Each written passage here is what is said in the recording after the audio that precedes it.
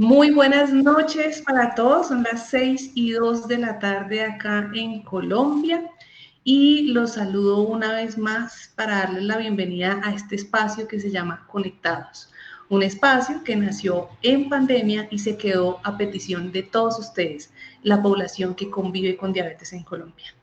Les doy la bienvenida, hoy vamos a tener un programa especial, pedido, solicitado, con muchas solicitudes para que hiciéramos este programa, para aclarar un poco y desde la perspectiva de la comunidad, de los líderes, de los pacientes, el estado de la crisis del sistema de salud y cómo está la población con diabetes, cómo se afecta a la población con diabetes con todo lo que viene pasando. Hoy traje dos invitados muy especiales para que ustedes tomen nota, para que ustedes aprendan, pero sobre todo para que forjen un criterio suficientemente objetivo a la hora de tomar una decisión para lo próximo y las próximas elecciones que también van a venir pues para el país. Entonces vamos a hacer este conectado y le voy a pedir a la gente que me ayude a compartir, porque sé que esta información es de mucho valor para todos ustedes. Y mientras yo les voy compartiendo a ustedes en los grupos este conectado, para que las personas también me ayuden, quiero que me saluden, me digan en qué ciudad nos están viendo y también que pongan sus preguntas, que pongan sus comentarios.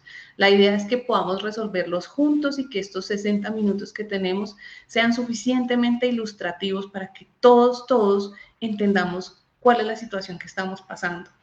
Las personas que traigo son personas que han estado resistiendo, es que yo creo que esa es la palabra, a todo esto que nos ha pasado en el sector salud, y también han hecho y han contribuido con sus aportes técnicos, su conocimiento, su tiempo, y ahorita vamos a hablar de ello, pero antes pues voy saludando a las personas y le pido también a las personas que están en plena transmisión que me ayuden por favor a ir difundiendo los diferentes grupos para que más personas se sumen y para que yo también pueda leer sus preguntas y que juntos podamos resolver sus inquietudes.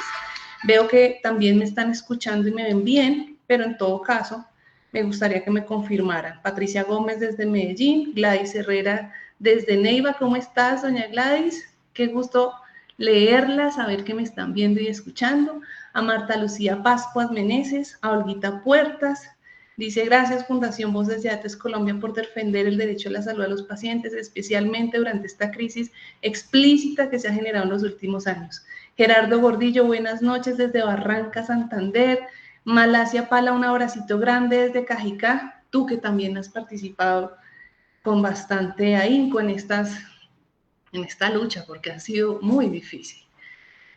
Son las 6:05. Les agradezco que me ayuden compartiendo. Si usted va a ver este programa diferido, no se lo pierda. Este es un conectado de verdad imperdible, como colombianos, como pacientes, como ciudadanos, como comunidad con diabetes. Si usted está viendo este conectado, por favor, tome nota y pregunte abiertamente, que estamos para responder. Le voy a pedir al equipo que esté bien pendiente de las cámaras. Varias gente ya ha entrado. Marta Lucía desde Neiva, Huila. Claudia García, buenas noches desde Bogotá. Pati Santa Cruz. ¿Cómo estás, Pati? ¿Desde qué ciudad te conectas? Me dicen que se escucha muy bien. Alberto Pineda desde Manizales. Soledad desde Neiva, Huila. No les voy a decir, pero yo creo que si les pregunto empiezan a salir todos los corazoncitos. ¿Cuántos de ustedes están teniendo problema con la entrega de medicamentos? ¿Cuántos de ustedes están teniendo problemas con la asignación de citas con especialistas? ¿Cuántos de ustedes, los que nos están viendo, bien sea en este momento en vivo o nos van a ver en diferido, han tenido que aumentar su gasto de bolsillo y han tenido que hacer la vaca o vaqui, que se llama familiar, o han tenido que priorizar entre o comer o un medicamento? Yo quiero que empiecen ustedes mismos a interactuar, porque este conectado va a resumirles y a contarles la situación de lo que hemos venido viviendo en esta crisis histórica y sin precedentes del sistema de salud colombiano. Un sistema de salud que no se tardó 5 años, ni 3, ni 2 en construirse, se tardó más de 30 años para hacer un sistema de salud referente en la región latinoamericana. donde manejamos en Colombia la crisis del COVID de una manera casi que incomparable respecto a otros países de la región, con muchos problemas operativos, sí, pero jamás, jamás las instituciones y los entes de control habían dejado de responder. Hoy, señores y señoras que nos están viendo, tenemos un incremento de tutelas de más del 42%, perdónenme, del 52%. Hoy, el 83% de los colombianos, según la encuesta del DANE, está recurriendo a remedios caseros y a yerbateros porque los tratamientos no se los están entregando. Hoy tenemos EPS intervenidas, una de ellas que tiene más del 50% de la población afiliada asegurada de Colombia, está intervenida y es la que más tutelas tiene. Hoy, señores y señoras que nos están viendo, muchos de los casos de las tutelas, el 70% de los casos de la tutela según la Corte Constitucional, son tutelas que se hacen por terapias que están en el plan obligatorio de salud. Esto nunca antes nos había pasado. Y como líderes, tengo que decirles también a través de este espacio, hemos padecido este tiempo. En mesas estériles, sin llegar a ninguna respuesta o solución. Hemos padecido en no encontrar respuesta del ente de control resolutiva, donde hoy por hoy hay tutelas, hay personas, hay casos con tutelas integrales que aún así con tutela no tienen solución de su caso. Y por eso hoy he traído a dos invitados muy especiales. Y yo quiero, que ya que la gente está acá escuchándome un montón, muchas gracias. Quiero presentarles a Hanna Escobar y a Carlos Eduardo Márquez. Hanna Escobar es muy conocida en redes sociales como @mismelindres, pero además ella es química farmacéutica, es magíster en políticas públicas de la Universidad de Antioquia, tiene más de 15 años de experiencia en el sector salud y ha trabajado en roles técnicos y de liderazgo con el Ministerio de Salud, con la industria farmacéutica, con el Banco Interamericano de Desarrollo, con las EPS, con las IPS, con las fuerzas militares. Actualmente se desempeña como Senior Manager y Health Policy Lead para Latinoamérica en Edelman, que es una gran agencia. Hoy la tenemos como invitada, no solamente porque se ha dado la pela en unas discusiones muy, muy grandes, sino porque ha resistido a un proceso que ha sido absolutamente agotador. Y yo quiero agradecerte, Hanna, el tiempo que nos vas a dedicar para explicarnos esta crisis en un lenguaje amigable y fácil para que todas las personas lo entendamos. Pero también quiero agradecer a ti y a Carlos, que ya también lo va a presentar, el esfuerzo, el tiempo dedicado, la dedicación que han puesto en cada uno de estos espacios. Carlos Eduardo Márquez Ucardi es gerente de proyectos de la Fundación Voces Diabetes Colombia, nos acompaña, es nuestro vocero oficial, es una persona que ha dedicado tiempo, sacrificio, noches a leer toda la normativa, a tener la posibilidad de responderle a todos los entes, Corte Constitucional, Procuraduría, Contraloría, para estar allí, para sentar una posición clara. Así que, mis estimados, yo les brindo un aplauso en nombre de los colombianos, porque lo que ustedes hacen también es hacer país.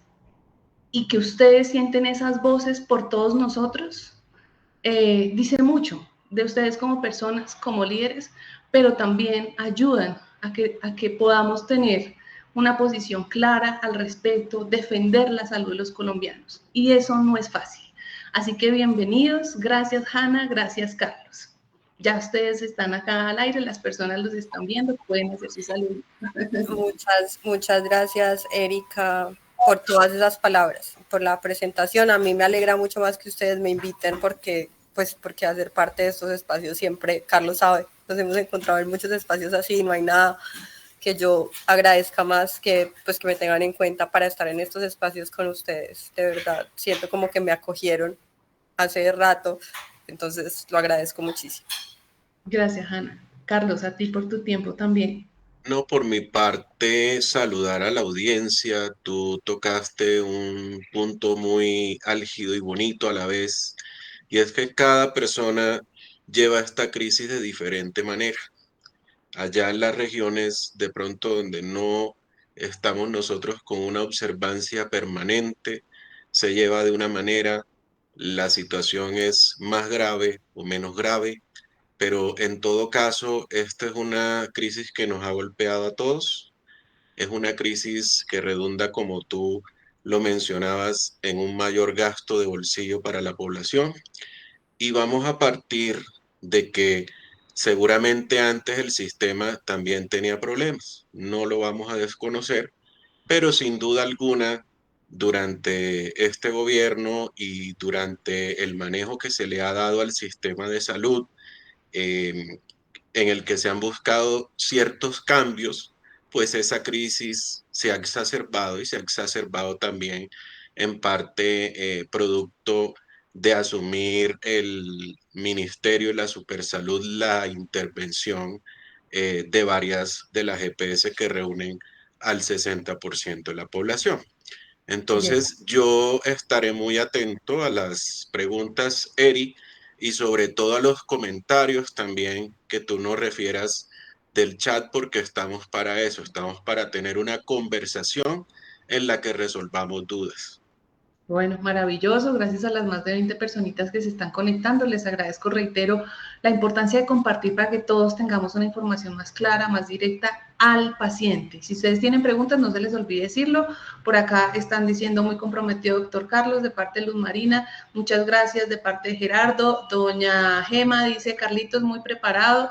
Olguita dice, gracias especiales, Hanna, Carlos, por todo su apoyo en la defensa de los derechos de los pacientes durante este tiempo tan difícil para el sistema de salud. Entonces, empecemos en materia y me gustaría, Hanna, empezar contigo por arrancar a definir cuáles son esos elementos estructurales de la crisis del sector salud y por qué hemos llegado a la situación que hoy tenemos. Bueno, ahí hay varios factores como que se unen, que confluyen, y es un poco, lo podríamos resumir en términos técnicos. Uno dice, la sostenibilidad financiera, pero ¿qué es eso? Y es que desde que este gobierno asumió el control de la salud, a pesar de que han manifestado que hay unos incrementos importantes en los recursos que se destinan a salud, cuando eso se lleva a la práctica o a la ejecución, a la realidad, esos recursos pues no eran tan grandes, pero adicionalmente con un agravante, y es que los últimos 2 años han sido mucho menos.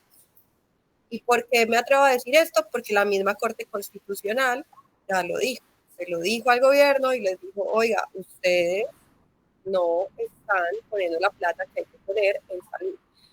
Y ellos lo dicen así, es la plata de la UPC, que la UPC es insuficiente, y encontramos ese decir, pues lo escuchamos mucho, no necesariamente tenemos que saber qué es la UPC, básicamente yo le digo unidad de pago por cabeza, eso se llama unidad de pago por capitación, pero yo prefiero decirle unidad de pago por cabeza. Es lo que el gobierno paga por cada uno de nosotros, porque en la salud funciona como una vaca, lo que llamamos vaca acá en Antioquia, no sé, yo no sé cómo lo llaman en otros lados, acá en Antioquia le decimos vaca, y es que todos ponemos lo que podemos para un paseo, para comprar algo con los amigos, bueno, todos ponemos un poquito de la plata que tenemos para distribuirlo entre todos, ¿cierto? Entonces la salud funciona un poco así. Todos ponemos lo que podemos, el Estado también pone la plata que puede, las empresas ponen la plata que pueden, los del contributivo, que somos los que trabajamos, ponemos lo que podemos, y eso no va a las EPS, porque nos han dicho como, es que esa plata que yo pongo va a las EPS. No, directamente. Primero va a la vaca, que es una bolsa común que se llama ADRES. Entonces, toda esa plata que nosotros ponemos va a esa bolsa común que se llama ADRES, que es la vaca, la gran vaca de la salud. Por eso, yo no sé si ustedes se acuerdan, de pronto algunos en el gobierno de Alejandro Gaviria andaba con una vaca de gira por el país y decía, la vaca de la salud es sagrada. Eso debió haber sido más popular, porque la vaca de la salud es sagrada. Esa bolsita de recursos es de verdad sagrada, porque es la plata que se va a distribuir para atendernos a todos. Cuando eso llega a la ADRES, lo que hace esa ADRES que está allá en el gobierno es dividirla y decir, yo por cada cabeza, señor EPS, le voy a dar al año 1.400.000. Entonces digamos que una EPS tiene 5 millones de personas. Lo que recibe esa EPS es la suma de ese 1.400.000 de cada una de esas personas. Y a esa EPS le toca hacerlo rendir para todo el año, que nos alcance para todos, con lo de todos. ¿Y cómo hace la EPS eso? Pues algunos estamos menos enfermos y otros están más enfermos, ¿cierto? Entonces depende mucho del balance de salud y enfermedad que tengan los afiliados de la EPS. Entonces a los que estamos menos enfermos, población de adultos jóvenes que no usamos casi los servicios, pues no vamos a usar ese 1.400.000 probablemente en el año, iremos 2 veces a consulta si somos juiciosos, pues, pero en general ni siquiera iremos a consulta, a menos de que vayamos a una urgencia o cosas así. Entonces esa plata se acumula también y la EPS la redistribuye en los que sí tienen condiciones de salud y trata de asegurarse de que alcance para todos. Pero ¿qué está pasando? Esa plata, ese pago por cabeza no es suficiente, no está siendo suficiente. ¿Por qué? Porque cada vez estamos más viejos, cada vez estamos más enfermos y también porque llegan nuevas tecnologías y nuestro derecho a la salud es un derecho progresivo y se supone que si llegan nuevas tecnologías que son mejores y costo efectivas y demás y tienen valor, nosotros tenemos derecho a acceder a ellas porque eso dice la Constitución y así es nuestro sistema de salud que es muy generoso, ¿cierto? Entonces, como están esos factores que envejecemos más, nos enfermamos más, llegan nuevas tecnologías, pues esa plata que les entraba por cabeza ya no alcanza tanto. Y se agrava la cosa cuando el gobierno decide unilateralmente, o sea, ellos solitos, con nadie más, sin consultarlo con nadie, deciden que no se necesita más plata. No, es que no se necesita más plata. ¿Por qué? Ah, porque se la están robando toda. Pero tampoco nos dicen cómo se la están robando, quién, cuál fue el mecanismo. Igual, digamos que se la estén robando toda. El gobierno es el responsable de nosotros, de poner la plata que sí se necesita pues para cubrir nuestros tratamientos, nuestras terapias y pues como darnos atención. Entonces es como investigue, nadie se opone, yo creo que acá ninguno de los que estamos se opone a que investiguen todo lo que quieran, encuentren hasta el último peso que se haya perdido. Pero mientras investigan y mientras lo encuentran, ustedes no pueden simplemente decir, yo no voy a aumentar ese pago por cabeza, porque cuando ustedes dicen eso, ustedes el gobierno, pues significa que hay pacientes que se van a quedar sin atención. Entonces, básicamente, la crisis está muy enfocada en eso y tenemos otro rubro, que es otra forma de pago. Esa es una, la unidad de pago por cabeza. Y hay otra, que se llama presupuestos máximos. Esa es para otras tecnologías más especializadas, nuevas tecnologías que no teníamos contempladas. Entonces, digamos que el gobierno creó un mecanismo para decir, bueno, por si acaso, yo pago las otras cosas que vayan entrando por acá porque todavía no sé cuánto me van a costar, no las conozco, son nuevas, entonces las pago por este otro lado, igual que los servicios complementarios. ¿Eso a quiénes cubre? Pues a los pacientes de enfermedades huérfanas sobre todo, algunos tratamientos de muy alto costo que son tecnologías muy nuevas y algo que se llama servicios complementarios, que ahí está pues la población muy vulnerable, que son como pañales. O sea, toda esta población que es más vulnerable requiere de unos servicios que se pagan por ahí. ¿Por qué se pagan por ahí? Porque no los podemos calcular. Pues como no los podemos calcular, tenemos un mecanismo de pagar. ¿Qué ha pasado? Que esos presupuestos máximos tienen un retraso. Entonces el gobierno no está pagándoles a tiempo a los proveedores. Es decir, los proveedores entregan el servicio, pero el gobierno no paga a tiempo. Es el gobierno el que gira directamente esta plata. Entonces, si se fijan, ahí es donde está como el punto clave del asunto. Y uno diría, sí, es tema de cifras y es tema de plata y es un tema financiero, que parece entender esto, pero es que ese tema financiero y ese tema de cifras y ese tema de plata se traduce en que no vamos a tener acceso. Pongo el caso de las insulinas. Puede ser que digan, porque dicen, es que las insulinas están desabastecidas. No, lo que pasa es que si no hay plata, el proveedor no va a comprar las insulinas, o sea, el laboratorio las puede traer. Pero si no tengo cómo comprarlas para entregártelas a ti, porque a mí no me paga nada, entonces la EPS no me paga porque no le están dando la plata que es, y el gobierno no está girando la plata a tiempo. Entonces la EPS no tiene cómo pagarle al gestor farmacéutico, a la farmacia, a la droguería, y la droguería, farmacia, gestor farmacéutico no tiene cómo pagarle al laboratorio. Entonces ahí decimos, no hay insulina, no es que sí hay, pero no hay plata para pagar esas insulinas. Por eso ustedes a veces se pueden encontrar con que, en la farmacia yo vi la caja de insulina, pero no me la quisieron dar porque no se la dan a EPS.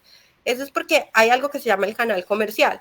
Y eso está dividido normativamente, o sea, no es como que la farmacia sea malvada y diga, no, es que yo solo te la voy a vender porque a ti te la vendo con gasto de bolsillo más caro. No, es que la normativa, un decreto por allá de 1995, que se llama Decreto 677, dividió los dos canales y le dijo a las farmacias, a los laboratorios, a todo el mundo, usted tiene dos canales, uno comercial y uno institucional. El comercial es cuando la gente puede pagar de su bolsillo y el institucional es el que se paga con recursos del Estado, de la salud, de esa vaca a la que fue toda nuestra plata. ¿Qué pasa? Que el del institucional, los medicamentos vienen contramarcados. Entonces yo laboratorio, yo farmacéutica, yo droguería, no puedo mover voluntariamente el medicamento que ya estaba en ese otro canal, no lo puedo mover al canal institucional por más que quiera. Entonces, por eso ustedes a veces se encuentran con esa situación, como, pero yo veo la insulina ahí. Y es, sí, pero pues no está disponible dentro de ese otro canal que ya la normativa me impuso, porque en ese otro canal no hay plata. Y ahí vemos lo que Erika nos decía ahorita, que se han incrementado esos gastos y Carlos, esos gastos de bolsillo, que el gasto de bolsillo no es otra cosa que mi propia plata. Toda la plática que yo tengo que poner o prestar, conseguir con la tía, con el amigo, no sé, hacer un préstamo para pagar de mi propia plata porque el sistema no me está respondiendo, que ese es el incremento que estamos viendo. Entonces, miren que toda esa crisis financiera y sostenibilidad y que parece tan enredada se traduce en problemas de acceso para mí. Y creo que ya a grandes rasgos espero haber sido... Sí, me gustaría como precisar unos conceptos antes de darle paso a Carlos para que nos cuente ahorita actualmente cuál es el panorama con las EPS y con las IPS, pero me parece que es clave que si usted nos está viendo, reitero, bien sea en este momento en vivo o bien sea en el diferido, hay unas preguntas que me están llegando de los casos, ¿no? Hace 2 meses necesitamos autorización para reclamar los medicamentos y no lo hemos podido hacer. Ahorita les vamos a explicar un poco cómo funciona, como para que tomen nota, pero como les dije al principio de esta transmisión, lo más triste de esta situación es que en este momento ni siquiera casos con tutela y ni siquiera los casos reportados a la Superintendencia Nacional de Salud están siendo resueltos. Y eso es lo delicado. Pero quiero que hablemos de unos conceptos que me parece claves que las personas entiendan de por qué el sistema de salud colombiano era tan robusto, tan bueno. Y es que hablemos del aseguramiento. En Colombia, cada colombiano, y me corregirás el porcentaje, está asegurado al sistema de salud. Y el aseguramiento no se puede perder. Ahorita quiero que les expliquemos eso. También quiero que les expliquemos a las personas que nos están viendo el concepto de solidaridad, porque es que el sistema de salud colombiano es el único solidario respecto a la otra región, que hace que si yo en contributivo como cotizante pague, lo que yo pague si yo no estoy enferma le pueda llegar a otra persona que está en el subsidiado y que necesita atención. Y eso, señores y señoras, no pasa en otro sistema de salud. Y esos conceptos son necesarios para que la gente entienda por qué es que es diferente. Ahora, tú hablas en los puntos críticos de por qué estamos como estamos, un tema que es álgido y que quizás es la causa principal de todo este turbulento panorama, y es la escasez en el flujo de recursos. Señores, señoras, si no hay recursos, los médicos no fían su atención. La industria farmacéutica no tiene que estar fiando a años para que entreguen. Uno no hace pan para vender pan, ¿cierto? Y por eso es que acá nos están empezando a escribir. Hay muchos cierres en diferentes clínicas, porque es que nadie puede trabajar gratis por un lado, o como lo decía en algún escenario el ministro que tenemos hoy de salud, yo le puedo pagar, pero no los 100 que usted me cobra, sino los 80. O sea, ¿con qué derecho le ponen precio a mi trabajo? Quiero que hablemos de esos dos conceptos antes de entrar a la pregunta de Carlos, Hanna. Bueno, el concepto de aseguramiento, digamos que hay dos formas del aseguramiento. Una se llama como aseguramiento colectivo, que es mucho de los temas de salud pública, la vacunación, mucho promoción y prevención en maternidad. Ese aseguramiento normalmente y por la Constitución, esto no es como que sea así de forma universal, no, es en Colombia y por nuestra Constitución, ese aseguramiento colectivo o social está a cargo del Estado. Pero hay otro punto en la Constitución, de hecho los artículos están seguidos, creo que 48 y 49, si no estoy mal, puedo estar equivocada, pero están seguiditos. Y el otro es el aseguramiento individual, que ese es el que tenemos, que es clave, y es el derecho que yo tengo como individuo a acceder a esos servicios de salud que yo requiera en el momento que yo los requiera, ¿cierto? O sea, más allá de que me hagan promoción, prevención, atención básica y primaria en salud, que es necesario, y ahí se atienden esto que se llama las determinantes sociales, que es acceso a agua potable, alimentación, esas cosas son importantes y son necesarias y están en cabeza normalmente de las secretarías de salud, de las gobernaciones y alcaldías, básicamente que es el aseguramiento social. Pero yo también necesito poder acceder ya cuando ya tengo una patología, porque normalmente ese aseguramiento social se concentra en la prevención, ¿cierto? El aseguramiento individual, pues claro que se concentra un poco más en la atención, porque yo como individuo ya tengo una enfermedad, tengo una patología, estoy cursando una enfermedad, necesito unas cosas que son muy específicas y muy puntuales como para mí, para mi diagnóstico. Y el sistema nuestro tiene ese aseguramiento, lo garantiza que el colombiano tiene un aseguramiento individual en sus necesidades. Eso digamos que es lo que nosotros hemos dicho mucho, que no se puede perder, y eso no es una defensa a las EPS, la figura se puede llamar como ustedes quieran, se puede llamar ARL, ARS, no sé, gestora, como le quieran poner, pero el garante de que ese aseguramiento individual se dé es un actor. Hay un actor que garantiza que tú estés ahí en el sistema. ¿Y cómo? Lo que les explicaba ahorita de la UPC, de la unidad de pago por cabeza. A mí me entran unos recursos y yo tengo que asegurarme de que eso que me pagan alcance para todos y tengo que distribuirlo, que alcance para todos y que yo alcance a cubrir las necesidades individuales de cada uno de mis afiliados. Eso se relaciona también con el principio de solidaridad, que es muy lindo y que me gusta mucho que lo traigas, Erika, porque de verdad es uno de los principios más lindos de nuestro sistema y es la misma lógica de la vaca que les estaba contando. Cuando uno hace una vaca con los amigos, yo a veces puedo decir, para ir a tomar traguito, porque yo a veces tomo traguito, voy a hacer una vaca con mis amigos y en esa vaca, pues todos ponemos lo que podemos poner. O sea, no todos mis amigos ganan lo mismo, entonces no todos pueden poner la misma cuota, pero como somos muy amigos y nos llevamos muy bien, cada uno pone lo que puede poner. Y luego, cuando llega el trago y la comida, pues no le preguntamos a cada uno como, ay, ¿usted cuánto puso? Entonces tiene solo derecho a 2 copitas de guaro o a una, o usted no puede ni oler la tapa porque usted no puso nada. No es así, como son mis amigos y nos queremos mucho, no me importa lo que cada quien haya puesto, cada quien toma lo que necesita. Eso implica que si el que no tenía plata ese día y no pudo poner toma más, pues nada, toma más, porque él es el que toma más del grupo y así lo conocemos todos y así lo queremos. ¿Cómo funciona eso en salud? Todos ponemos, el Estado pone, las empresas ponen, los que trabajamos ponemos. Y también cubrimos a los que no tienen empleo, a los que no tienen un ingreso fijo, que no pueden poner nada.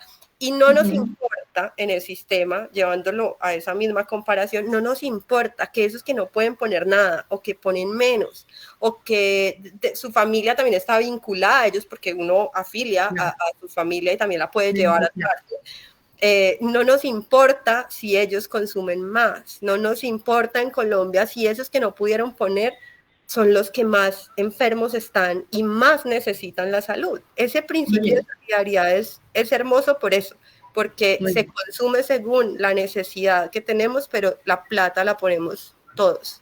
Muy bien. Y esto era importante decirles porque es que a partir de ahora usted va a empezar a estructurar en su mente, es que esto es lo que teníamos o tenemos y que está en riesgo de perder. Estamos todos asegurados en Colombia. Es un sistema de salud garantista como en ningún otro país de la región que te da a ti tratamientos de última tecnología que están por el plan obligatorio de salud y los que no están entran en unos presupuestos máximos con terapias de última tecnología. Eso es lo que a lo que estaba acostumbrado el colombiano. Tan es así que por acá Gustavo Campillo, un abrazo grande, como te queremos y me encanta que estés conectado, dice, colombianos inmigrantes también están asegurados. Sin embargo, en la reforma nos pusieron en un riesgo grande, que ahorita vamos a pasar a esa parte para que las personas entiendan, esto está en la reforma, esto es lo que está en riesgo, por eso hemos luchado tanto para que esos cambios sean incluidos en la reforma. Entonces, por acá, Iván Mauricio Rodríguez Salazar, gracias porque estás dando unos comentarios bastante profundos. Dice, no se puede olvidar que este sistema solidario se montó una proporción de un 30% subsidiado y 70% contributivo, pero se invirtió el sistema en ese momento, el subsidiado ahorita está arriba del 50% y el ministerio no corrige y no quiere ver lo que la responsabilidad pues tiene directa al gobierno. Y ese es otro punto importante, porque eso está en la ley, no solamente en la ley estatutaria, nos dice claramente el garante, el responsable de que todos los actores del sistema de salud confluyan y garanticen la prestación al servicio a usted que es usuario final, a mí que soy usuaria final y paciente, es el Ministerio de Salud y Protección Social. Y esa es la gran discusión de que hay problemas, pero qué tan abiertos estamos para solucionar, qué tan abiertos estamos para subsanar esas deudas que están pendientes. Carlos, hablando de deudas pendientes, ¿cómo es el panorama que estamos teniendo hoy con las EPS y con las IPS? Que muchos de acá ya están diciendo, ¿a dónde me paso? ¿A qué EPS me paso? Donde hoy no tenemos cómo recomendarle pásese hasta que está mejor, porque todas están en estado crítico. ¿Cómo está esta situación? Bueno, retomando un poco el hilo de la conversación, a veces cuando se habla del sistema de salud, la gente se remite por allá al 2015, salud COVID, todas estas cosas que sucedieron con las canchas de golf y la malversación de los recursos de la salud. Frente a eso, pues el sistema ha avanzado y ha evolucionado en el sentido de que las EPS que tenían una razón para ser liquidadas, pues han venido siendo liquidadas y han venido quedando unas que algunas todavía no podemos decir que son buenas, otras regulares y otras que en líneas generales cumplen por lo menos con entregar una atención dentro de unos parámetros de tiempo óptimos y con unos estándares, por así decirlo, de calidad y respuesta en los pacientes en la atención. Así las cosas, hoy más o menos hay unas 28, 29 EPS. Nosotros venimos en una situación donde hay unas intervenidas. Algunas de esas intervenidas ya venían de 1 o 2 años atrás o ya las había entregado el gobierno anterior intervenidas y otras se han intervenido en este gobierno. Creo, ahí está Famisanar, ahí está Sanitas, que recientemente la devolvieron.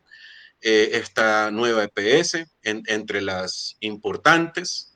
Y lo que hay que saber entonces es que aquí hay un elemento central en la discusión y es que se quiere volcar todo el sistema hacia la prevención, pero no hacia el tratamiento o la paliación de la enfermedad. Y eso tiene unas implicaciones. Una de esas implicaciones es que hoy por hoy tenemos en Colombia población enferma. Si nos vamos a cifras de personas con diabetes, está cercana a las 4 millones de personas con diabetes. Si nos vamos a cifras de hipertensos, más o menos son 10 millones de hipertensos. En riesgo cardiovascular también hay una población importante. Entonces, uno no puede decir que ahora todos los recursos se van exclusivamente a la prevención, sino que hay que dejar no solamente habilitado eh, el tratamiento que se tiene hoy para la población enferma e incluir más recursos para fortalecer precisamente el tema de la prevención. Y ahí entra lo que ustedes comentaban de la UPC. La UPC tiene un rezago más o menos medible desde 2022. Se estima de alrededor de unos 15 billones de pesos ese rezago. Luego, si vamos a entrar a revisar las deudas del sistema, que hoy por hoy están por alrededor de los 33 billones de pesos, es lo que en líneas generales informa el gobierno. Entonces hay que revisar cuánto de esa deuda es por rezago de esa UPC. La UPC, recordemos, debía ajustarse según criterios técnicos más o menos a un 16 o 17% y se ajustó cercano al 5.3, tú me corriges, Hanna, para esta vigencia 2025.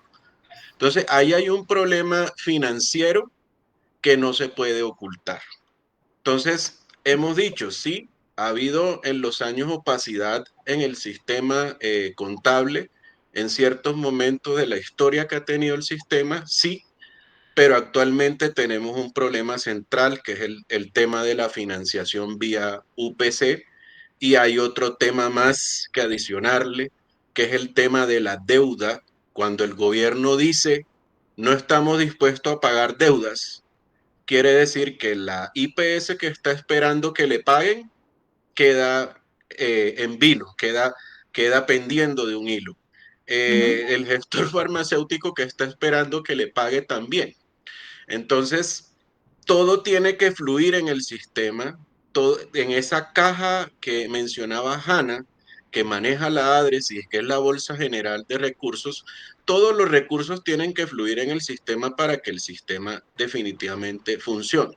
Ahora bien, pasando al tema puntual en las EPS, nosotros teníamos unos indicadores de tutelas, teníamos unos indicadores de PQRs, pues resulta que tanto a partir de asumir el gobierno las intervenciones, como producto, digamos, de esta misma pelea también por los recursos y por volcar el sistema prácticamente hacia la prevención, las tutelas se han venido incrementando en el país. Tú mencionabas la cifra del 51 o 52%.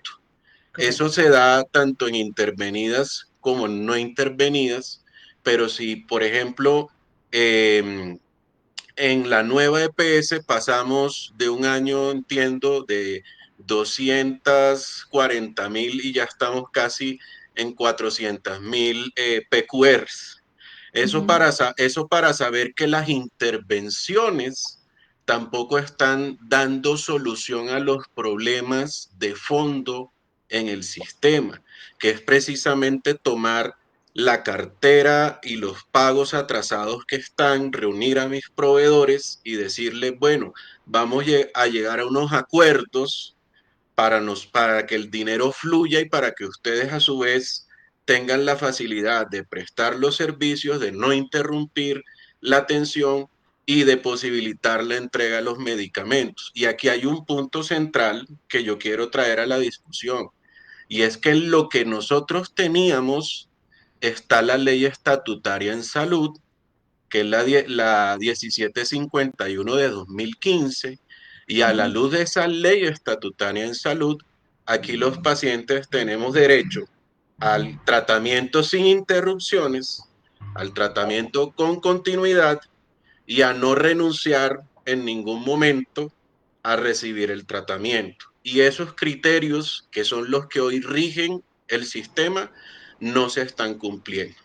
Entonces, Correcto. ahí te hago el panorama general de la situación también con las EPS y las intervenciones. Ay, yo no sé, Erika, si me permites un poco hacer ese resumen, intervenciones, para que todos estemos claros como Sí, breve. qué es una intervención y cómo se come eso. Hay varios tipos de intervención. Digamos que la intervención es un mecanismo que tiene el gobierno para ir a vigilar más de cerca lo que está haciendo un actor del sistema si está haciendo las cosas mal. Entonces, hay dos formas de intervenir. Yo hago una intervención a una EPS o a una caja de compensación o a una IPS. Yo puedo intervenir desde la Supersalud a cualquier actor del sistema. Pero en este caso las EPS, yo hoy la intervengo y la puedo intervenir para dos cosas.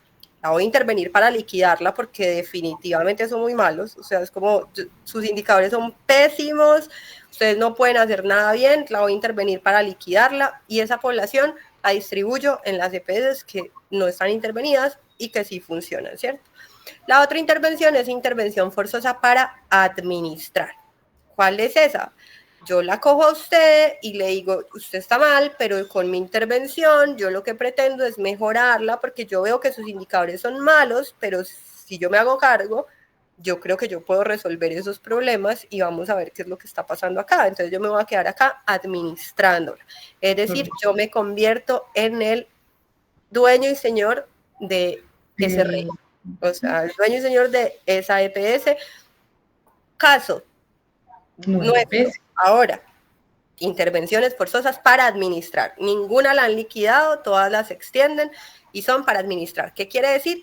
Que las EPS intervenidas a hoy están administradas por el gobierno, pero además tienen peores indicadores, peores problemas de deuda, peores problemas de quejas y tutelas. Esto me lo inventé yo, no, de hecho salió en el informe pasado de la Contraloría, caso 9 EPS, o sea, desde que empezó la intervención, la deuda se triplicó, las tutelas se duplicaron, las quejas se duplicaron, es decir, empeoró el servicio de la nueva EPS. Mismo caso estaba pasando con Sanitas, hasta que la Corte, además, ojo acá, porque este dato es muy importante para nosotros, la Corte dijo, como no, señores gobierno, esa intervención que ustedes hicieron, pues era irregular. Ustedes no tenían ningún tipo de razón, justificación ni mérito para intervenir a Sanitas. Pero ¿cuándo salió ese fallo? Hace nada, este año. ¿Y cuánto demoró intervenida? Como un año y medio quizás. Y en ese tiempo que duró intervenida se deterioró totalmente, la entregaron casi en los huesos, a Sanitas le entregaron casi en los huesos, casi destartalada. Entonces ahí ya hay un precedente de la Corte diciendo como, ojo, porque el gobierno está haciendo unas intervenciones irregulares, entonces de pronto habrá que echarle ojito a las demás intervenciones que hicieron, y luego sale un informe de la Contraloría diciendo, ojo, porque miren en la intervención de Nueva EPS lo que pasó, y es que todos los indicadores, desde que el gobierno le intervino, empeoraron. Entonces es muy claro, o sea, es muy importante que tengamos claro que la intervención forzosa para administrar hace que el que intervino se convierta en el nuevo responsable de la gestión de esa EPS. ¿Por qué lo digo?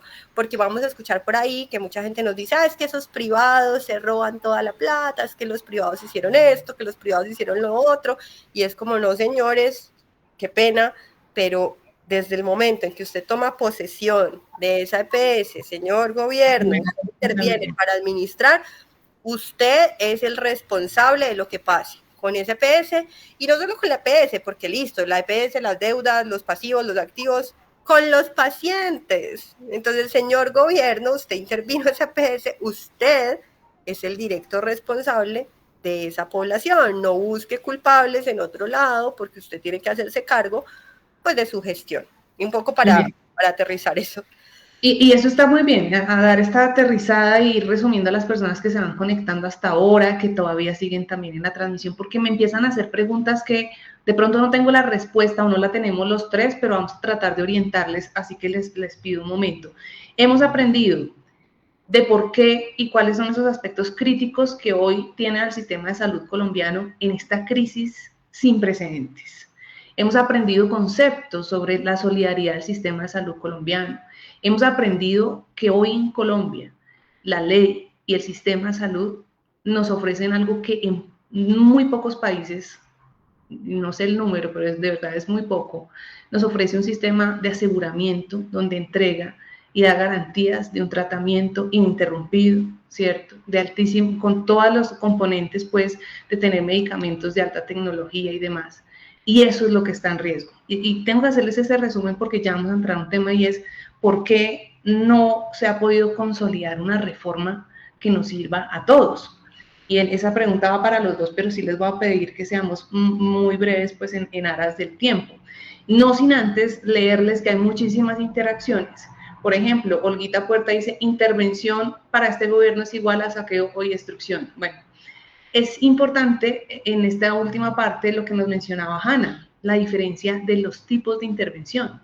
Intervención para liquidar o intervención para administrar. Y ante todo caso, las EPS que han sido intervenidas han demostrado que en esta intervención ha sido peor de lo que se esperaba. La pregunta que nos hacemos es, en este escenario tan crítico que tiene Nueva EPS, que tiene más de 11 millones de asegurados o afiliados, ¿a dónde van a migrar estas personas que hoy están aseguradas en la nueva EPS?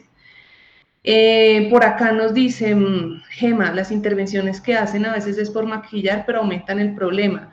Isabel Cristiano nos dice, en el caso mío yo soy diabética, tengo insulinas en la mañana y la noche, y ahora según el médico me dice que no salen fórmulas hasta que vaya a punto administrativo para que se dignen autorizarlas por comité, cuando la insulina es vital. Esto es justo que lo hagan a uno patonear. Nosotros como pacientes de la tercera edad creo que es un abuso. Yo, antes de entrar a este tema de la reforma, gracias Isabel Cristiano, te mando un abrazo de corazón. Ella es una paciente muy especial para nosotros, muy estudiante, muy juiciosa en las escuelas.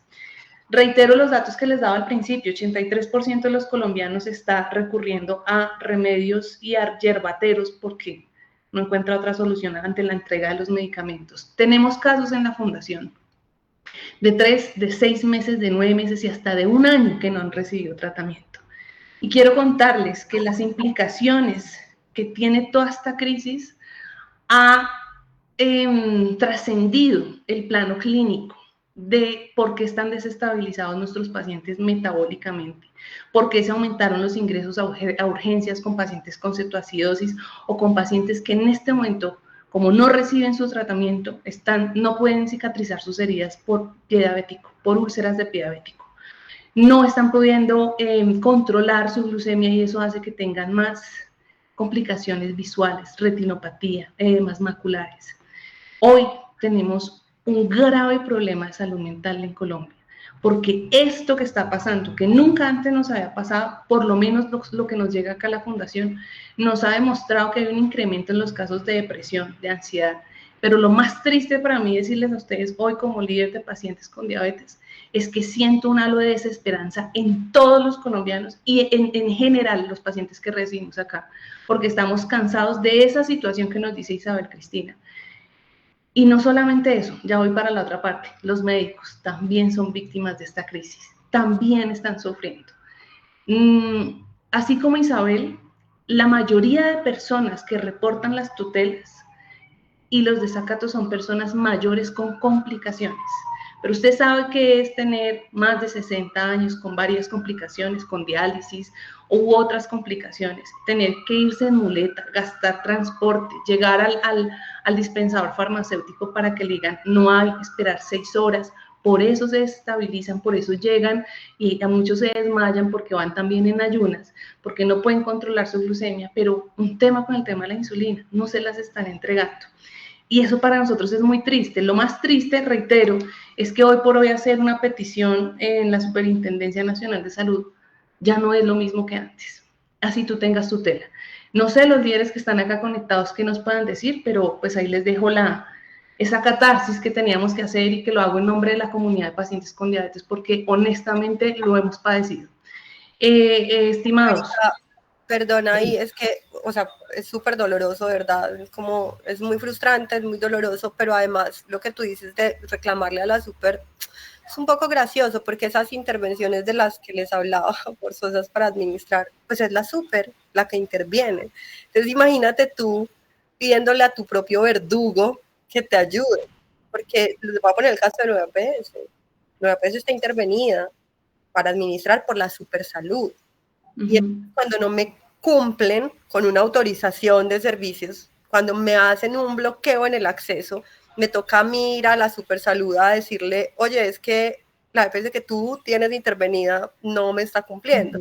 Y obviamente cuando uno es juez y parte, pues se puede hacer como más fácil, o sea, es más difícil que la super entonces se vigile y se sancione a sí misma, pues que es quien finalmente está nombrando al interventor y está siendo responsable de esa intervención. O sea, estamos en una situación que es muy compleja, es muy complicada, y un poco la situación que nos describían en el chat, ¿eso por qué pasa? Porque esos aseguradores también y esos prestadores empiezan a tener que restringir el uso de recursos y de servicios, entonces ponen más y más barreras, porque en últimas uno desiste, de tantas barreras que le ponen uno desiste, consigue la plata, compra el medicamento y demás, pero las barreras se ponen para contener ese gasto en salud porque la plata no alcanza. Entonces es la misma crisis que nos está llevando y no debería pasar. Ella tiene razón, no debería pasar. Es que no debería pasar. Ese no es el deber ser, es que estos medicamentos ni siquiera requieren autorización, son crónicos, son para pacientes crónicos. Y más si usted hace parte de un paciente de crónicos, o sea, no tendría por qué generarle una autorización, no tendría que generarle una autorización por un medicamento que es vital, que además tiene continuidad periódica. O sea, por todos lados, no. pero esas son las trabas que ponen administrativas justamente porque hay una contención de ese recurso, ¿entendido? Creo que se le puso en mute a Hanna, me parece, ¿o estamos bien? ¿A Hanna? Yo lo puse, ya te estaba Okay. escuchando. Gracias. Me había quedado tranquila quieta escuchando. A los dos, ya dame un segundito, Carlos. Quiero preguntarles a los dos, desde sus perspectivas, ¿por qué no se ha logrado la concertación para llegar al texto indicado que solucione los problemas del sector, bien sea a través de la reforma u otro? Y esa opinión, pues, será también muy personal y con base en la experiencia. ¿Qué ibas a decir, Carlos? Sí, para allá iba yo a responder la pregunta. En primer lugar, es muy lamentable. El sistema son diferentes actores, como hemos mencionado, no solamente gobierno como garante, entes de control como la Supersalud, sino también las EPS, las IPS, que son clínicas o hospitales, y la sociedad civil, que somos los pacientes, las asociaciones de usuarios, etcétera. ¿Qué es lo que nosotros hemos observado? Y digamos, lo digo también bajo un punto de vista muy personal, que cada quien frente a este caos está peleando por no desaparecer, está peleando porque si a mí me deben, a mí me paguen, pero yo no me fijo en lo que nosotros normalmente hemos dicho desde la sociedad civil que es imprescindible, y es que el paciente sea el centro del sistema de salud. Entonces, mientras el paciente no sea el centro del sistema de salud, aquí no se están atendiendo a las necesidades reales de los pacientes, que es lo que tú mencionabas, que es tener la cita a tiempo, que es recibir la atención de manera oportuna, que es tener acceso a los servicios, que es la entrega de los medicamentos y en general todo lo que hace parte de la atención integral. Nosotros, que también hacemos parte de un movimiento que se llama Pacientes Colombia, siempre hemos revisado con mucho detalle tanto las propuestas de reforma a la salud que se han dado, como las ponencias alternativas ahorita que estamos en ese proceso porque reinicia el debate en la Comisión Séptima del Senado, y nosotros siempre ponemos como el punto álgido, levantamos la mano cuando creemos que hay un retroceso en los derechos adquiridos por parte de los pacientes, y puntualmente esa ley estatutaria en salud que nosotros le referimos. Hay que decir también que hay actores que están esperando al 2026, están esperando simplemente que acabe este gobierno, están esperando simplemente que entre un nuevo gobierno y mirar entonces cómo empiezan a atenderse los diferentes problemas. Lo que ocurre con eso es que lo que se le va a entregar entonces al gobierno entrante va a ser una situación mucho más agravada. Ahorita tú preguntabas, bueno, y esos 11,5 millones de afiliados que están en Nueva EPC, ¿para dónde los enviamos? Pues es que realmente si el problema central es de recursos, si el problema central es que no hay caja, por más que yo les diga, mire, métanse, qué sé yo, basura, esta o la otra, el sistema no lo soporta, el sistema no lo resiste y no lo aguanta, mientras no se ajuste esa UPC, que nosotros también hemos estado sentados allí. Hanna nos ha acompañado con el Ministerio de Salud para decirles, por favor, cumplan con la orden de la Corte Constitucional, ajusten a un valor lo más cercano a la realidad la UPC. El gobierno se niega y no lo hace.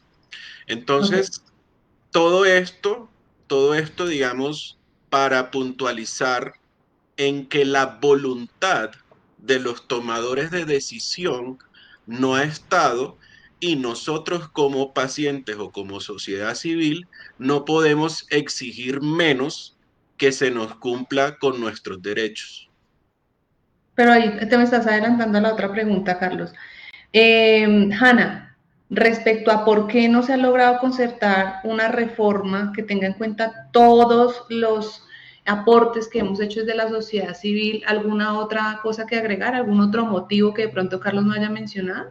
Yo estoy totalmente de acuerdo con Carlos, tengo una perspectiva similar, hay múltiples actores, cada uno buscando sus intereses, entonces digamos es un poco difícil para nosotros desde la sociedad civil y desde las asociaciones de pacientes, porque nosotros pues tenemos un único interés y es que el derecho a la salud sea progresivo y no regresivo y que se nos respete.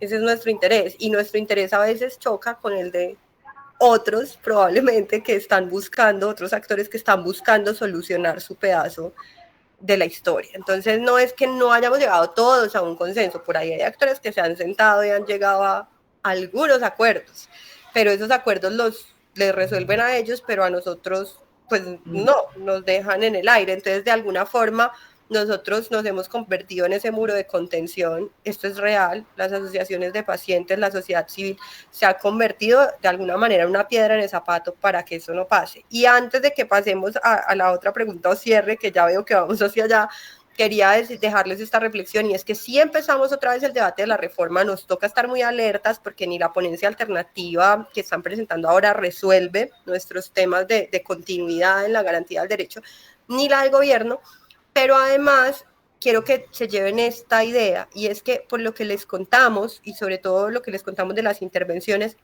el sistema ya está cambiando, o sea, no se necesita esa reforma, el sistema ya tiene unos cambios importantes y ya hemos ido perdiendo nuestro espacio dentro del sistema, entonces para que lo tengan muy, muy claro, es como ni la reforma va a cambiar el sistema porque ya cambió, ni va a resolver esos cambios que nos lo tienen deteriorado, ojo acá, porque los dos proyectos presentados tienen unos periodos de transición, uno de 2 años y el otro casi de 3, entonces no todo lo que les digan de es que la reforma va a resolver el problema, no es así, la implementación de la reforma se tarda 2 años mínimo, entonces no es cierto que esa reforma vaya a resolver el problema que ya nos generaron.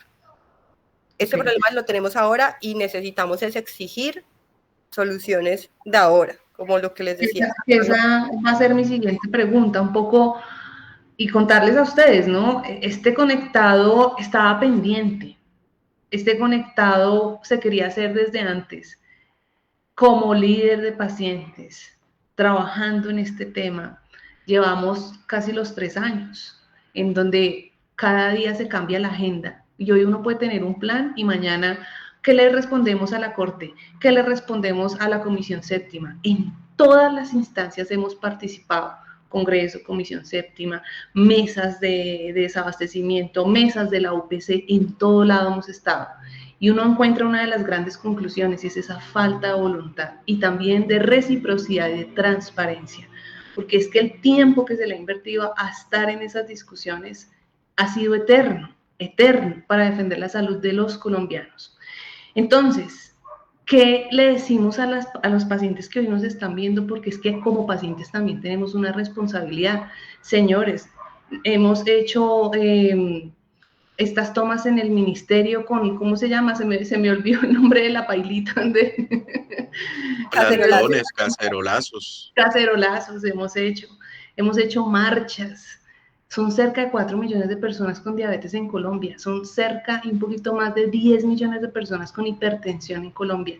Hemos estado en todas las marchas, hemos hecho campañas para defender la salud de los colombianos y esto que el sistema ha traído, que nos garantiza, que nos protege, que es solidario, pero sí, desde mi opinión, ha faltado un rol más activo del paciente porque al final todos somos usuarios del sistema. ¿Qué falta para tener una comunidad de pacientes más comprometida, Hanna, Carlos? Yo creo, mi visión personal es que, bueno, hemos sabido resistir,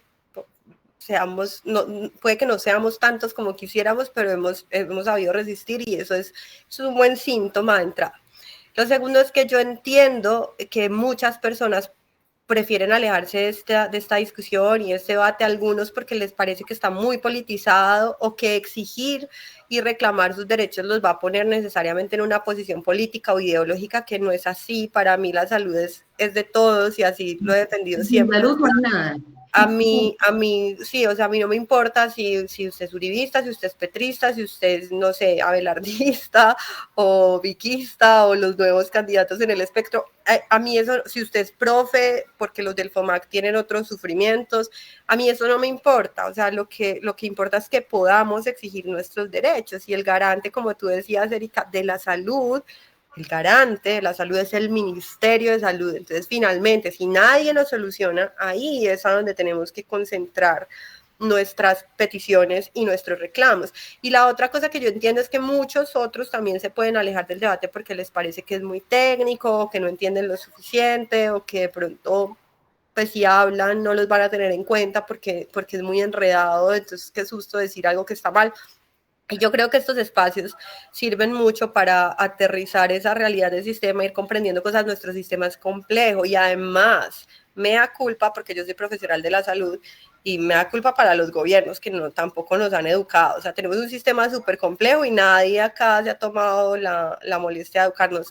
Culpa también un poquito para las EPS, yo acá tirándole rejo a todo el mundo, pero es porque se supone que cuando uno se afilia, le dicen sus derechos y deberes, le explican, pero no, uno lo ponen a firmar un documento ahí, se lo mandan ya en PDF, en la Carta de Derechos y Deberes, pero nadie te dice qué es este sistema, cómo se come, cómo funciona, por qué tú pones plata, porque a veces no se pone plata. O sea, nadie te explicó eso nunca. Entonces es normal no saber, es muy normal no saber, pero así uno no sepa de conceptos técnicos, ni que es la OPC, ni nada de eso, pues uno tiene derecho a participar y derecho a exponer esas necesidades y esos dolores, sobre todo. Entonces yo creo que una forma de alzar la voz también, que tú preguntabas que nos falta una forma de alzar la voz, no importa si es en las redes, en el grupo de la familia, en el estado de WhatsApp, no sé, en TikTok, en la calle, es transmitir el mensaje de lo que está pasando, pero además expresar los dolores que uno está teniendo frente al sistema, porque si somos más voces, yo creo que cada vez se va haciendo más y más visible. Muy bien. Carlos, ¿algo a que agregar? No, simplemente yo creo que las acciones no tienen que ser unas acciones complejas. No se trata de hablar o debatir como lo hace Hanna o como lo hago yo, sino desde mi rol como usuario, como paciente.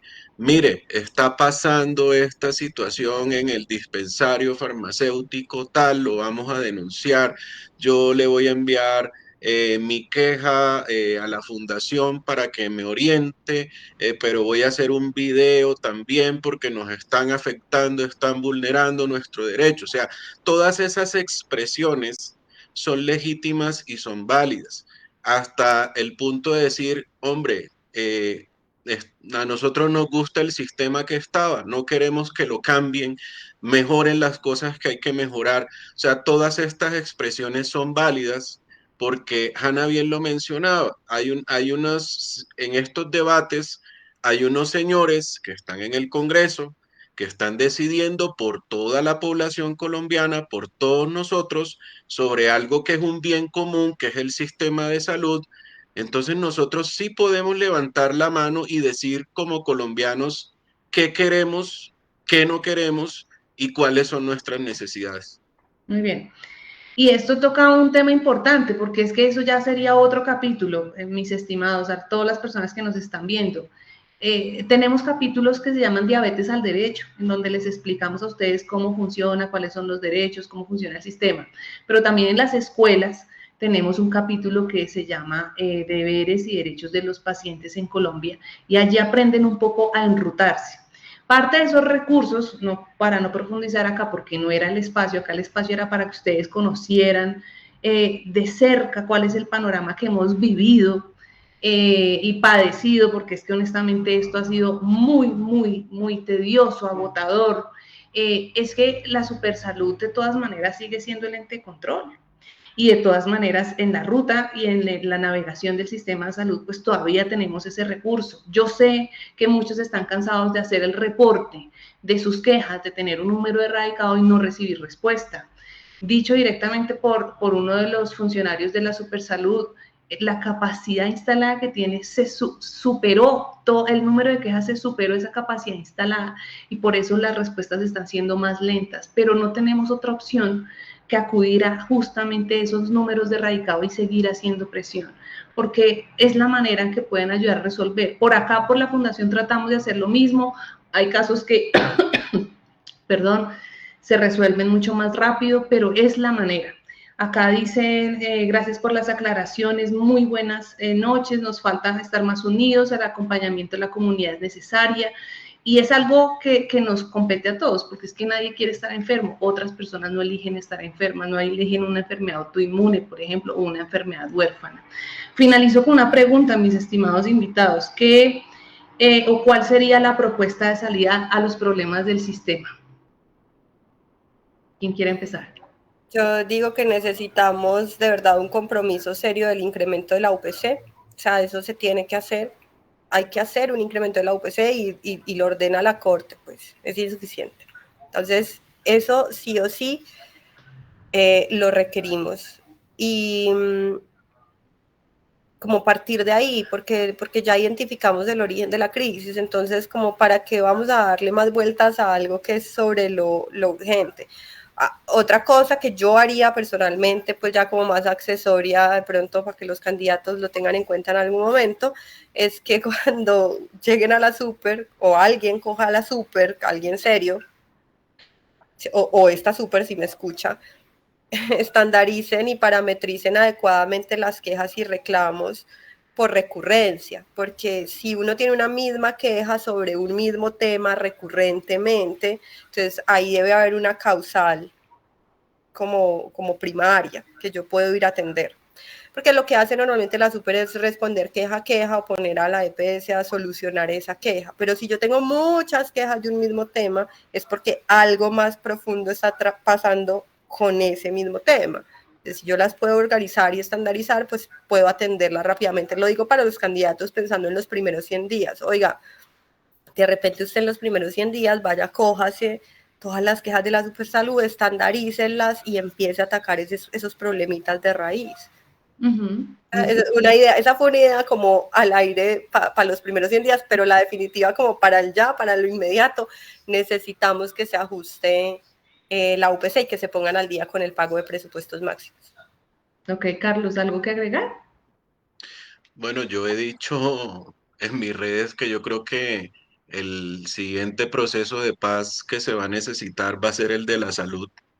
Y aquí no solamente es la sumatoria de las voluntades, sino llegar a unos acuerdos honestos entre las partes. Se necesita inyectar recursos inicialmente, pero también generar unos acuerdos sobre quiénes pagan la deuda y ponerse al día en las cuentas, porque como hemos explicado, el sistema simplemente es una autopista por la cual fluyen los recursos para tener con qué pagar las atenciones.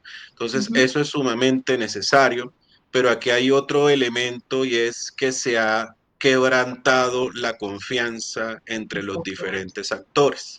Entonces, hoy día la Contraloría hace una auditoría y el gobierno sale a dar un discurso totalmente diferente a la auditoría de la Contraloría en la nueva EPS. Luego entonces va a tocar también revisar sobre las actuaciones que hoy están en curso, qué fue lo que hicieron en las intervenidas, mirar el tema contable o financiero y retomar hacia la senda de cuáles son realmente los elementos en el sistema que se deben cambiar, bajo la óptica no solamente del ajuste real de la UPC, sino también de que si nosotros queremos un sistema todavía más robusto, todavía más capaz de la prevención, pues eso requiere fuentes de financiación y requiere la manera de cómo mantenerlo, costearlo en el tiempo, porque no es para 1 ni para 2 años, sino es un sistema que nos responda a los colombianos de aquí en adelante. Y yo le invito a la gente a que no se silencie. Es decir, hay mucha campaña también de propaganda, de desinformación, que la manera que nosotros tenemos de contrarrestar eso es precisamente participando y sentando nuestra voz y nuestra posición. Muy bien, voy con las preguntas muy cortas que va haciendo la gente. Por acá nos decía Gema que reitero, por acá, la busco, reitero mi pregunta, perdónenme por acá. Ay Dios, es que son varias y ya me perdí. Pero Gema hizo una de que es más viable trasladarse o que lo trasladen a sabiendas que todas las EPS están en crisis. Respuesta corta, invitados. Realmente no, yo no veo que haya un riesgo real de que liquiden nueva EPS, por ejemplo. No, no lo veo. Si estamos hablando de nueva, porque tampoco sé en cuál está, pero si estamos hablando de nueva, no veo un riesgo de que la liquiden y que te trasladen a la fuerza. En este momento, el riesgo de que liquiden alguna es bajo, precisamente por lo mismo que Gemma dice. No, no hay a dónde ir, y Carlos lo expuso muy bien ahorita. A donde sea que vayamos, el problema es financiero. Entonces, básicamente la mayoría de EPS están sufriendo pues lo mismo. Entonces, digamos que yo me puedo trasladar, digamos, me voy a una SUR, a una compensar que no están intervenidas, pero los cierres de servicios en las IPS son los mismos, la suficiencia de la UPC es insuficiente para todas, es decir, todas están afrontando los mismos problemas de recursos y por ende todas están generando las mismas barreras de atención y de acceso, unas peor que otras, pero a la final es igual. Yo no recomendaría pasarme por una razón, y la razón es que uno tiene un proceso y una historia y una continuidad en su EPS, y el paso, o sea, tomar la decisión de pasarse puede llegar a ser traumático, sobre todo entendiendo que las EPS están ahorita conteniendo el gasto, entonces puede ser mucho más traumático pasarte a una EPS que aparentemente está funcionando un poco mejor, pues porque la EPS te va a identificar y entonces va a focalizar esas barreras ahí desde el comienzo. O sea, yo no lo recomendaría. Yo salvo que en el histórico a mí me hayan fallado en cumplirme con los servicios, es decir, desde antes y prácticamente todo el tiempo me estén fallando, yo me alineo con Hanna y no recomendaría el traslado. Muy bien, muchos comentarios muy lindos de todos ustedes. Olguita nos dice, muy importante estos live para que los pacientes comprendan la situación actual del sistema y cuál es la responsabilidad de cada uno de los actores. Muchas gracias, Erika, Hanna, Carlos, por su valiosa información. Esperemos que todo su esfuerzo se vea reflejado en soluciones. Yo diría algo adicional a todo lo que ustedes dijeron. Uno, que entendamos que sin salud no hay nada. Nada, tú puedes tener palacios, mansiones, los mejores carros, pero sin salud no hay nada.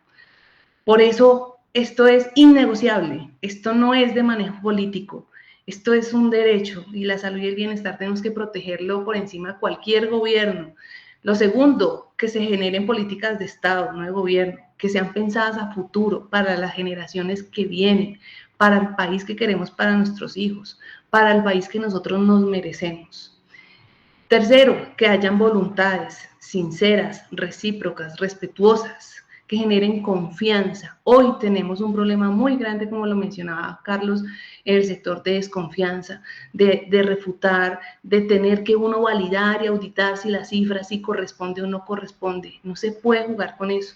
No se puede jugar tampoco con las instituciones, que son serias, que nacieron para una función que debe estar lejos de cualquier gobierno, tiene una misión estricta. Pedimos que haya más celeridad de la Corte Constitucional, pedimos que los entes de control estén haciendo lo que les toca y les corresponde hacer.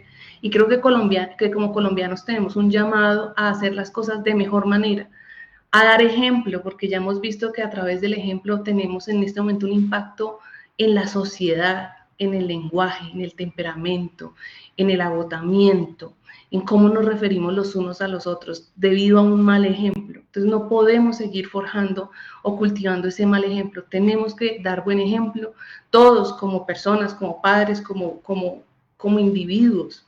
Pero adicional a eso, tenemos que creer que sí se puede y que sí podemos tener un país mejor. No podemos quedarnos en este halo de cansancio, de desesperanza, de agotamiento, sino que también tenemos que mirar como con una promesa al futuro, con esa berraquera que nos caracteriza a los colombianos y que a pesar de las circunstancias, pues podamos también resurgir y tener la salud y el sistema de salud que todos los que trabajamos en el sector sabemos de su potencial y creemos que podemos recuperarlo. Yo creo que ese es un mensaje que por lo menos yo quería dar, y yo quiero agradecerles a todos de verdad por compartir sus conocimientos, su tiempo. Les pido a las personas que nos vieron de manera muy constante en la transmisión: 1, sigan haciendo sus reportes en la Superintendencia Nacional de Salud. 2, si lo necesitan y así lo ameritan, hagan sus acciones de tutela, es un recurso que tenemos.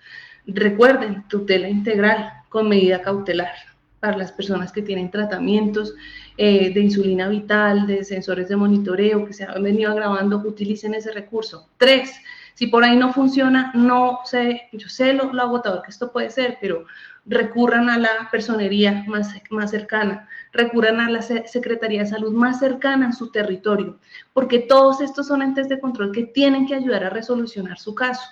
Es la única manera. Algunas veces llegan casos acá y esperan que la fundación lo solucione.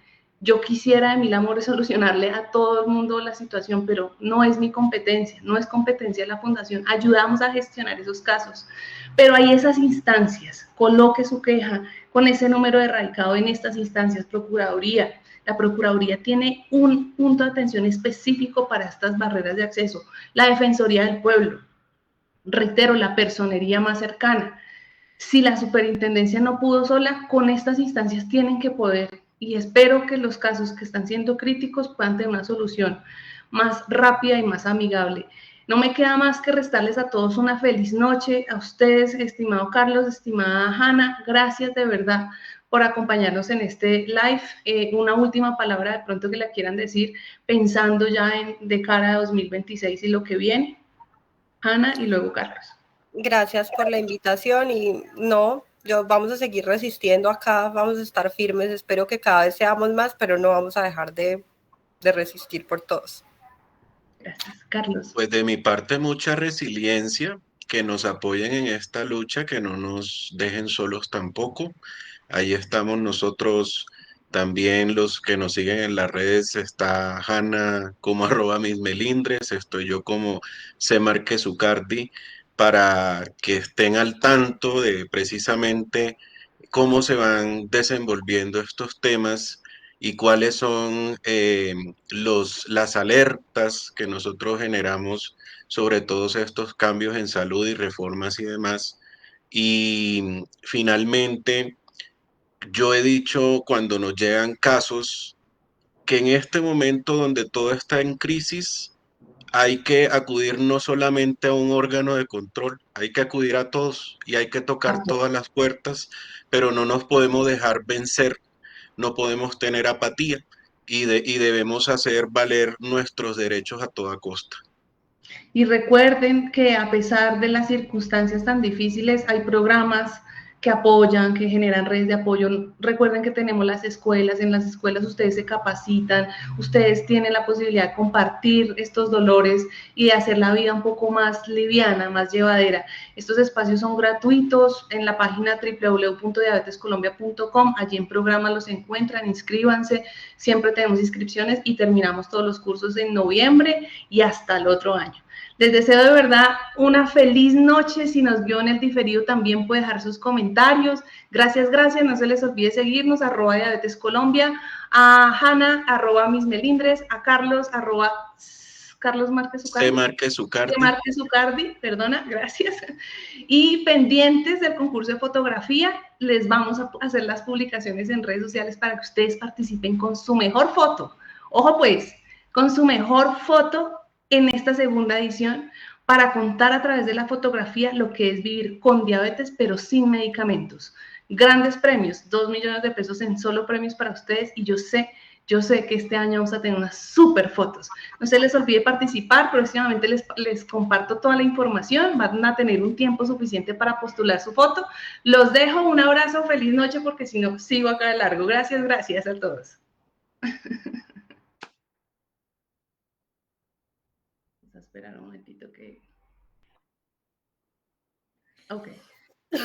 Salió chévere.